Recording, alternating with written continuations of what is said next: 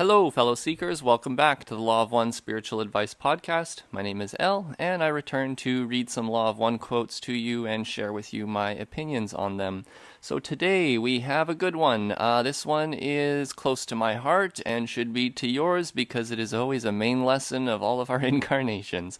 So today we're going to be talking about forgiveness and karma. And specifically karma and I guess supposedly like how we alleviate karma, how we can find forgiveness for self and other selves. We're going to talk about our incarnational review, like after you die and you have a review, and then how we do healing and forgiveness there. And we're going to also talk about how you are only given as much as you are capable of handling. And of course, also patience. Patience for the self, patience for understanding, and patience for finding forgiveness.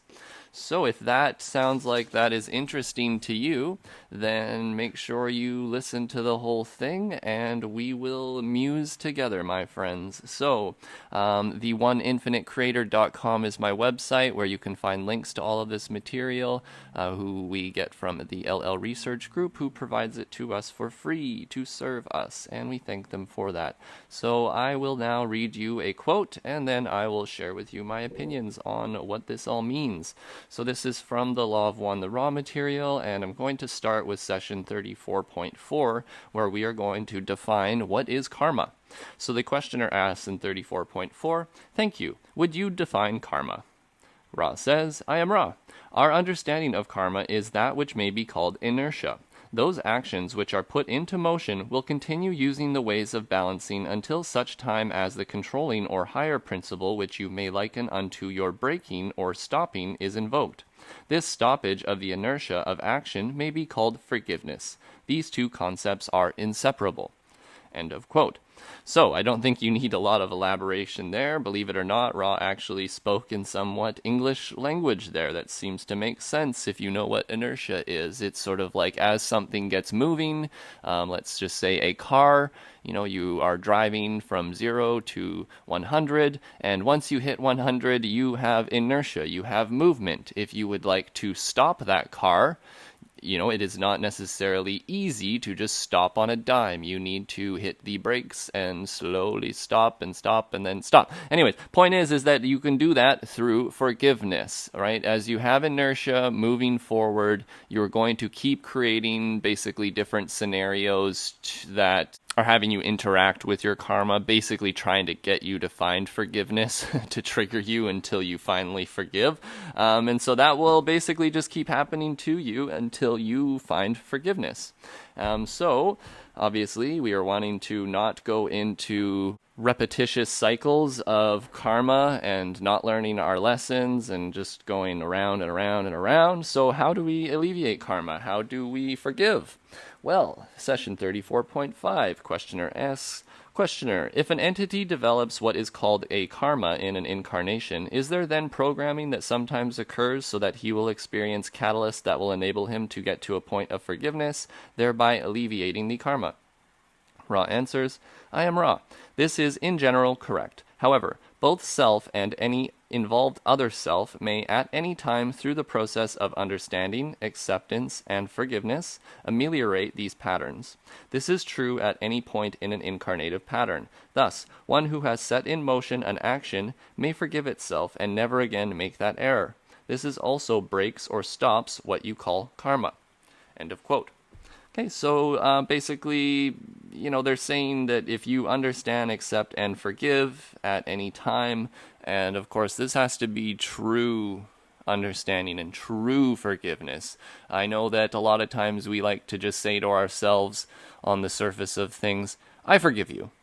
But do you really forgive them? Do you really? Right? So that's the difference between forgiveness and, I suppose, actual forgiveness. It is a slow process, forgiving somebody and forgiving yourself even. A lot of people can maybe forgive others easily and then they suck at forgiving themselves, or vice versa.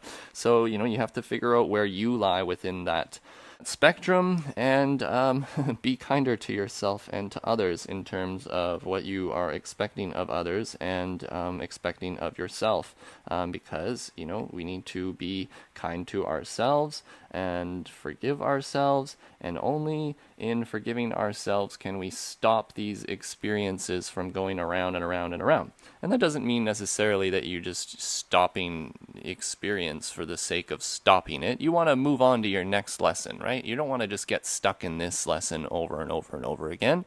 So we find forgiveness, we can move on to our next set of lessons, which we'll probably find will be basically you finding forgiveness in another light, but that's besides the point. So I'll just mention in session 17.20, they mention, they're trying to talk about examples of in history where, you had an entity had karma and that karma was alleviated through forgiveness. And I won't mention the entity's name, but I'm sure you will know this famous quote from session 17.20. They are quoting a figure who says, "Father, forgive them, for they know not what they do."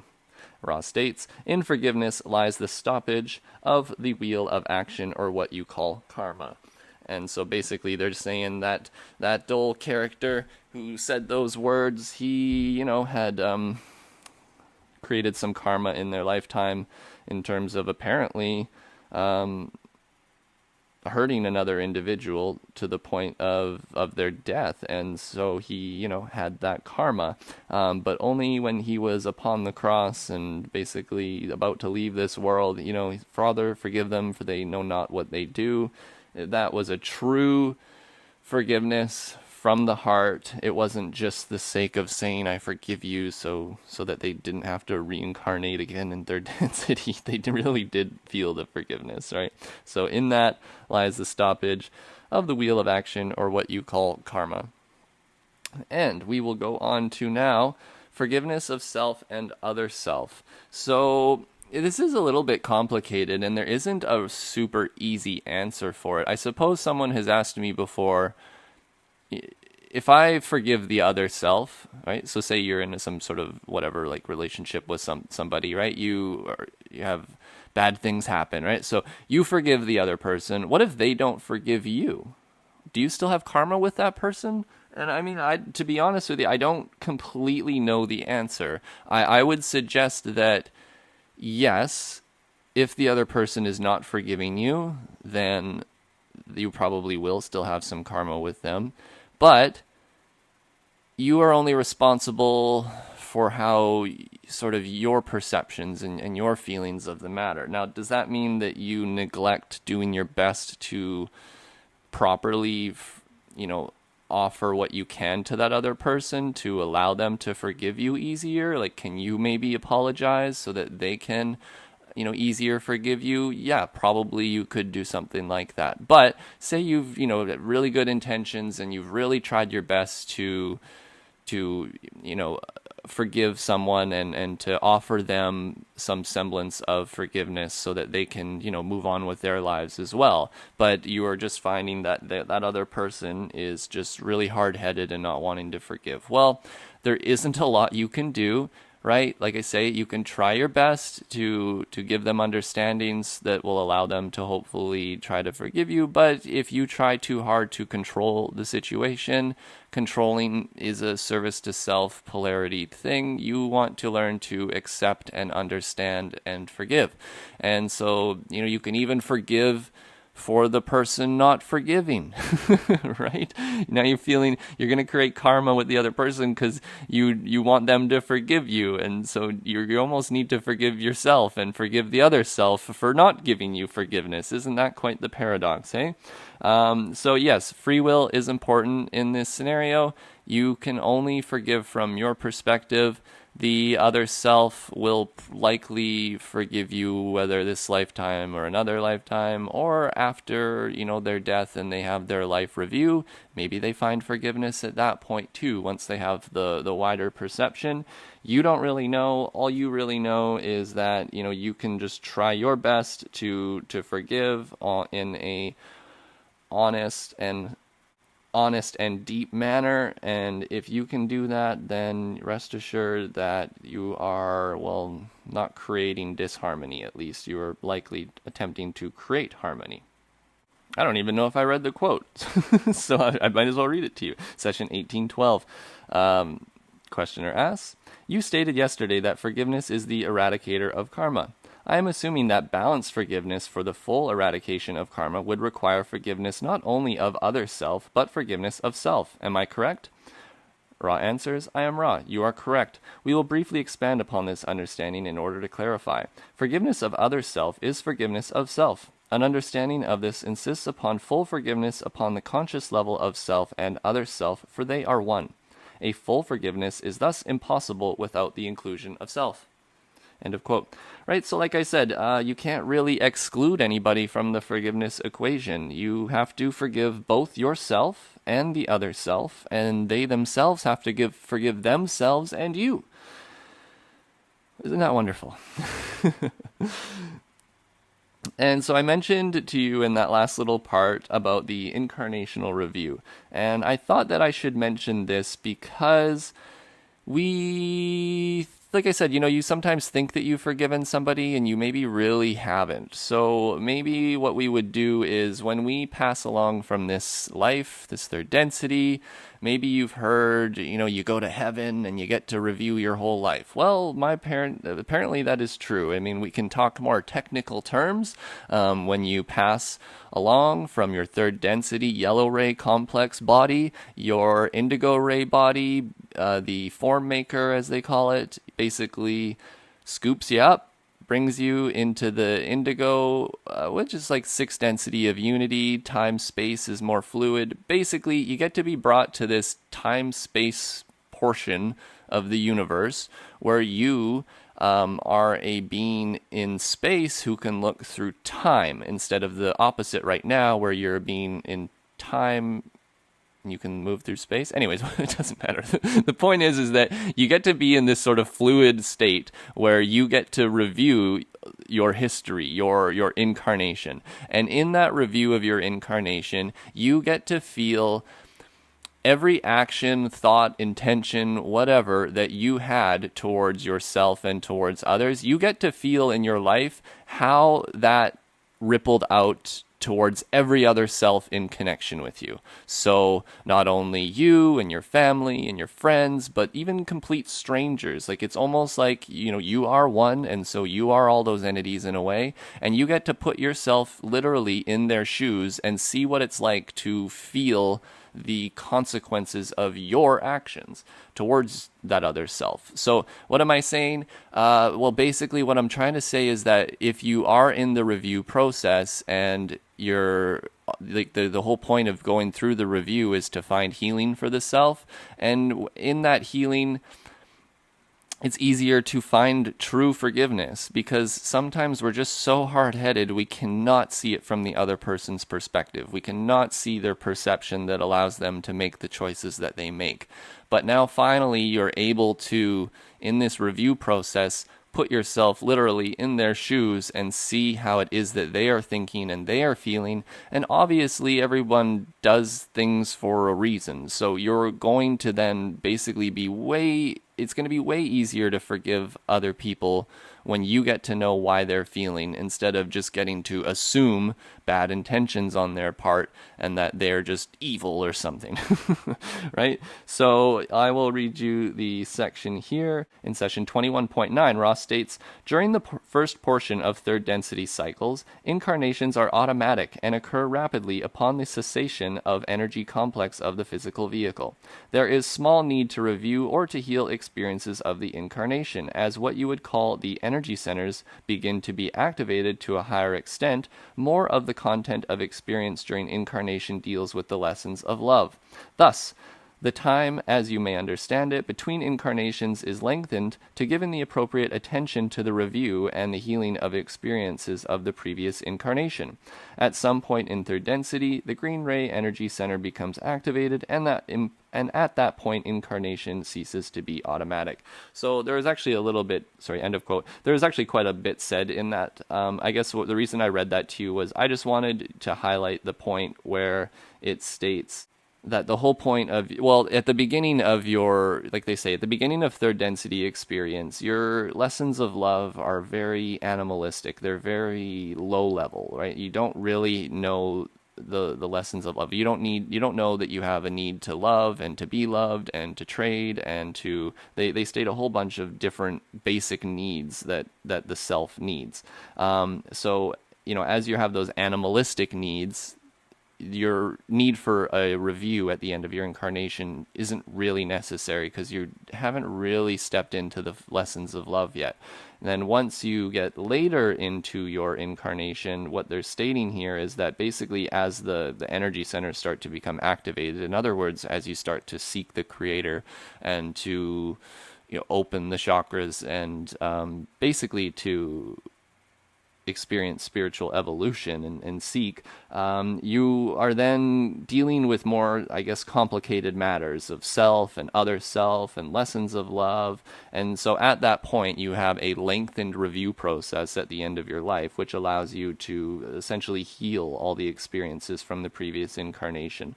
And then, I guess I might as well just tell you what they stated here. They did state that basically, when you're in that lower animalistic third density type state, your incarnations are basically automatic. You die and you almost immediately reincarnated. Whereas now, at this point in our evolution, where we're quite late into the third density, very close to the end of the cycle, what is going to be happening is that as you become aware of these truths of spiritual evolution and reincarnation, love and understanding, just basically the spiritual nature of reality, they basically state here that incarnation ceases to be automatic, meaning, I suppose, once you die, it's a lot more like your free will is accounted for. So prior to that awakening, if you will, your higher self, which is you from the future, sort of, basically your higher self will take care of you. They set the lessons of love that they understand are needed for your development because they are you. But as you then learn and grow and become consciously aware of the spiritual nature of reality in third density, then when you pass along to the afterlife, I guess it's basically like you and your higher self get to come together and decide what it is that your next incarnation lessons should be. So good for you. So I'll just read you one more section on the review process just to give you some more widened perspective. Session 71.6, Ross states, the process involves seeing in full the experience, seeing it against the backdrop of the mind-body-spirit complex total experience, forgiving the self for all missteps as regards to the missed guideposts during the incarnation, and finally, the careful assessment of the next necessities for learning. This is done entirely by the higher self until an entity has become conscious in space-time of the process and means of spiritual evolution, at which time the entity will consciously take part in all decisions. End of quote. It's basically what I just said. So no need to elaborate on that. So now this part, I think this is an important part of the podcast. I think that as you become, I guess, awakened to the spiritual nature of reality and service to others, and forgiveness and trying to alleviate karma, there's a lot of distortion in this world. And sometimes I get people who you can kind of tell that they're feeling victimized by the situation, and I don't mean to underplay any of the very tough and difficult circumstances that some people have, but what I want you to know is that you are only given as much as you are capable of handling. I'll state that again. You are only given as much as you are capable of handling. So might I state that if you are alive listening to these words right now, you are capable of handling everything in front of you, everything that the creation puts your way, whether you seemingly fail or succeed, you are capable of experiencing it. You don't need to be so hard on yourself and be so unconfident about not being able to do it, because the Creator gives you challenges at the appropriate times, and you can do it, my friends. So, session 22.6, they talk about this in regards to the shortening of the lifespan, and you'll see why I'm going to read this to you in regards to what I just said. So I'll read it. Session 22.6, they state, the shortening of the lifespan is a distortion of the law of one, which suggests that an entity not receive more experience in more intensity than it may bear. This is only in effect upon an individual level and does not hold sway over planetary or social complexes. Thus, the shortened lifespan is due to the necessity for removing an entity from the intensity of experience which ensues when wisdom and love are, having been rejected, reflected back into the consciousness of the Creator without being accepted as part of the self. This then causing the entity to have the need for healing and for much evaluation of the incarnation. End of quote. Right? So, like I was stating, basically, if you are alive right now, my friend, you are capable of handling everything that is in your life. And if you are not, well, the Creator and this experience will cease to exist, for the intensity would be too much for you, and you will be removed. So don't worry, that's not a threat or anything. This is truly just your free will. Like, honestly, your free will is important. The things that you state about yourself, about maybe things get really hard and you state, oh man, like, God, I just wish I wasn't even alive or something like that. Right? Be careful about those types of things, because you very well may be offered a opportunity to leave this experience if you really, really, really, truly believe that you're not capable of handling it.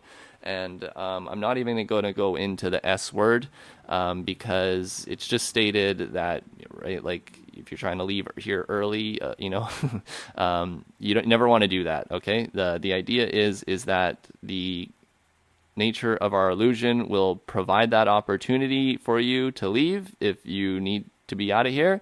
And if you take that into your own hands and decide that you know better, I'll just state that from my understanding, there's not a lot that you can know, but I sort of know that is a seeming mistake for the most part, and you will likely have to be like, in your healing review, go through another series of incarnations to hopefully alleviate that seeming mistake that was made, which obviously is going to bring up this last part, which I would like to end on, about having patience for the self, and understanding that we go through slow growth. Right? It states here, and I'm going to read you the quote, "You may begin to understand," and we stress begin to understand your lessons in this incarnation. And then before I read this, I also want to state that most people on this earth are essentially spiritual toddlers. Like, when I tell people that I'm of a certain age and I'm all aware of this information, etc., etc., often they're like, wow, I can't believe that you even think about these things. Most people don't think about these things till later in life, but I don't know, I guess I'm a philosopher, and this stuff has always been I've always been magnetized towards this type of information. So I guess why I say that is to let you know that, likely if you're listening to this, you're probably under the 80 years of age.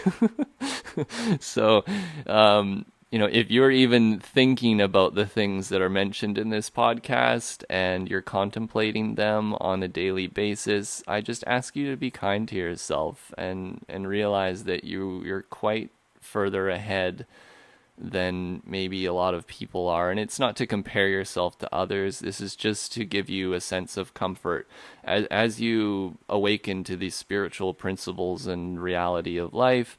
It can be a lot on your shoulders. The responsibility on yourself is basically 100% for everything that you see and that assaults your senses, right? Like, everything is your responsibility for how you are going to react to things. And that puts a lot of weight on our shoulders. So I want you to remind yourself about the lightheartedness of life, about patience, about grace, both patience for yourself and for other-selves, grace for yourself, kindness to self, just honestly, not taking everything so serious. It's stated somewhere here that, the light touch is magical. Like, anyone who can sort of go through this dark place and just have that sense of humor and that light touch and that grace and forgiveness for self and for others, you're just going to have such a more harmonious experience. And so I'm going to read you, just to wrap up here, a quote from Ra, where they're giving the analogy of a poker game and life being like a poker game, and you can see your hand and you can't see other people's hands. And in that, I will read that to you. So session 50.7, they state, "You may, during this incarnation, begin, and we stress begin, to know your own cards. You may begin to find the love within you. You may begin to balance your pleasure, your limitations, etc. However, your only indication of other-selves cards is to look into the eyes. You cannot remember your hand, their hands, perhaps even the rules of this game. This game can only be won by those who lose their cards in the melting influence of love, can only be won by those who lay their pleasures, their limitations, their all upon the table, face up and say inwardly, 'All of you players, each other self, whatever your hand, I love you.' This is the game, to know, to accept, to forgive, to balance, and to open the self in love." End of quote. And I need not say any more than that beautiful ending. So, my friends, thank you so much for listening today. If you appreciate my podcast, make sure you subscribe. You can listen to future ones. Give me a like. Helps with other people seeing the material, and leave a comment if you wish. I always read every single one, even if I don't respond. I'm very much appreciative of the words and the love that is given. And of course, if you find value in this information, I seek to expand my service here, and I do really want to do this on a more permanent basis. So I would love if you would join my Patreon, shoot me a one-time PayPal at theoneinfinitecreator.com. You random light warriors out there assisting a fellow stranger in creating a sort of dream of sharing what it is that I feel that I'm here to share, which is spiritual philosophy, basically sharing the love of the Creator as it is known to myself with you. And if you value what I do here, and you are able to assist me, just know that it does go a long ways, and you are helping me carve out a future in hopefully doing this on a permanent basis. So I'm extremely grateful for everybody and your contributions, and even just for the daily likes and shares on Instagram and YouTube and everything. I am just infinitely grateful for all the support, and I hope to freely give, and with that, freely receive. All is well, my friends. Thank you so much for listening, and I hope you have a wonderful rest of the week. Okay, take care.